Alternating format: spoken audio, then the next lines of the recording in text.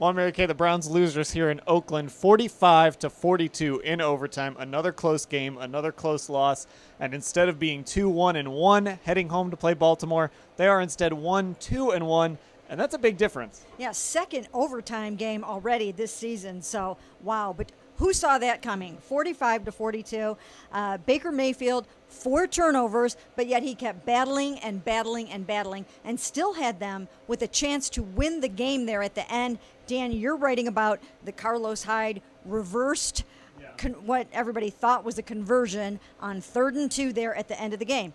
If it had been a conversion, game over. So everybody is so fired up about that. But there were so many plays in this game that just didn't go their way. Yeah, that was a play where if he gets that, they run out the clock, they win the game. So obviously fans very upset about that. Dean Blandino, the Fox Sports rules analyst who used to be in that nerve center making those replay decisions, he didn't think there was enough to overturn it. So that, of course, got people fired up. But the reality, Mary Kay, and Joe Schobert said this too, they still had an 8-point lead, and they just needed to get a stop. And they also had a double-digit lead at one point in this game. Yes, they did. They had a double-digit lead of 28-14 in the 3rd quarter, and they blew it. And the reason why they blew it in large part was turnover after turnover after turnover. Baker Mayfield, 4 turnovers himself.